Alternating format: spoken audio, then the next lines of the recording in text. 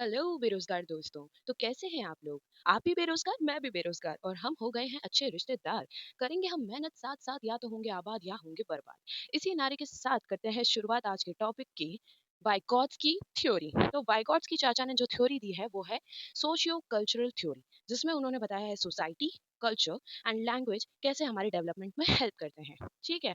हाँ, वही सोसाइटी, चार लोग क्या कहेंगे, वही कल्चर जो औरतों को अपने दायरे में रहना सिखाती है, मान मर्यादा एक्सेट्रा एक्सेट्रा, एंड लैंग्वेज जिसमें हमारे इंडिया के अंदर दंगे हो जाते हैं सिर्फ एक लैंग्वेज की वजह से। अब देखो यार, मैं हर एक थ्योरी को इंडिया से जोड़ते हुए चलूंगी ताकि आपको थोड़ा इंटरेस्ट आए पढ़ने में। ठीक है, क्योंकि ये जो थ्योरीज है ना, इनका इंडिया से कोई लेना देना नहीं है, लेकिन इनका बच्चे से तो लेना देना है ना कभी तो हम सब भी बच्चे थे ही। ठीक है। तो वाइगॉट्स्की ने बोला कि learn with the help of others, मतलब हमें दूसरों की सहायता लेके और लर्निंग करनी है। लर्निंग से ही डेवलपमेंट होता है, ये भी वाइगॉट्स्की चाचा ने बोला। अब वाइगॉट्स्की जी ने दिया एक इंपॉर्टेंट टर्म, उन्होंने बोला सोशल इंटरेक्शन। सोशल इंटरैक्ट करके बच्चा हेल्प लेके और फिर किसी काम को अकेले करना सीखता है। मतलब वो पहले तो काम को किसी की हेल्प से करना सीखता है, उसके बाद वो कोई चीज को अकेले करना सीखता है। समझ रहे हो? अब इन्होंने जो बोला सोशल इंटरेक्शन, अब आज का जंजी अगर ऐसे जाके अपने बड़े बुजुर्गों से सोशल इंटरैक्ट कर ले, हाँ भाई, आगे तुम समझदार हो। वाइगॉट्स्की ने अपनी थ्योरी में बोला कि language is a tool of thinking and thoughts. तो उन्होंने बताया कि लैंग्वेज एंड थॉट का रिलेशन है। ठीक है, लेकिन ये थ्योरी हमारे यहाँ फेल हो जाती है। क्यों? क्योंकि हम हमारी भाषा पहले बोल जाते हैं, उसके बाद उस पर विचार कर रहे होते हैं, अरे ओ शिट, ये चीज सर के सामने तो नहीं बोलनी थी। फिर सर हमारा सोशल इंटरेक्शन करवाता है सीधा प्रिंसिपल के साथ, स्वाहा।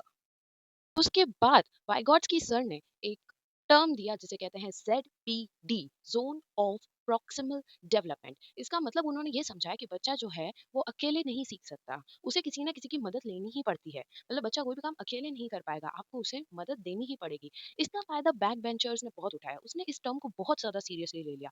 एग्जाम में जब तक बगल वाले से हम ZPD नहीं ले लेते, यानी मदद नहीं ले लेते, तब तक तो हमारा पेपर सफल हो ही नहीं सकता। हम तो पूरा स्कैफ फोल्डिंग से ही पेपर करते हैं। अब आप सोचेंगे कि ये स्कैफ फोल्डिंग क्या है, तो ये स्कैफ फोल्डिंग टर्म भी हमारे प्यारे वाइगॉट्स्की सर ने ही दी थी, तो इसका मतलब है टेम्पररी सपोर्ट, और हम उसका पूरा फायदा उठाते हैं हमारे एग्जामिनेशन के अंदर। हमारा तो पूरा पेपर ही स्कैफ फोल्डिंग से पास होता है।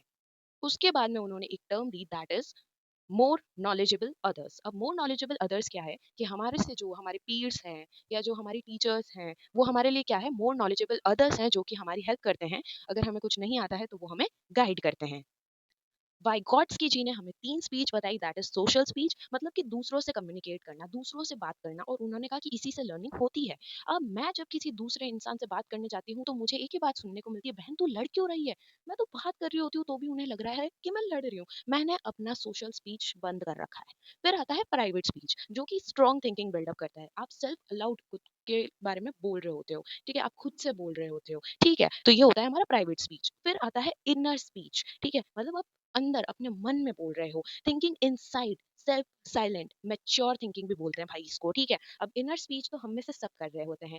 सामने मैथमेटिक्स का टीचर खड़ा होता है, समझा रहा होता है, हमें कुछ समझ नहीं आ रहा होता है, हम मन ही मन उसको गालियां दे रहे होते हैं। दैट इज हमारी इनर स्पीच, क्योंकि हम बोल नहीं सकते ना, वो हमारा टीचर है। तो बाय गॉड्स की जी ने एक और बात बोल दी कि टीचर जो है वो फैसिलिटेटर है, गाइड है, हेल्पर है, और मुझे ये चीज बिल्कुल बिल्कुल भी एक्सेप्ट नहीं होती। मतलब टीचर, हमारी जब टीचर थे ना, वो बिल्कुल फैसिलिटेटर नहीं थे भाई, बिल्कुल गाइड नहीं करते थे, वो सिर्फ डिमोटिवेट करते थे, वो सिर्फ ताने कस सकते थे। फिर इन्होंने बोला कि क्लासरूम जो है वो एक्टिव और कोलैबोरेटिव होता है। यस, हमारा क्लासरूम बहुत एक्टिव था, इतना ज्यादा एक्टिव था कि हमारी जो टीचर थी ना, उनको सीधा प्रिंसिपल से कोलैबोरेट करना पड़ता था। यस, तो इन्होंने यही बताया है कि भाई जो लर्निंग है वो पहले सोशली स्टार्ट होती है और फिर इंडिविजुअल की पर्सनल होती है। यस, और आप सोशल इंटरेक्शन से डेवलपमेंट करते हैं। सो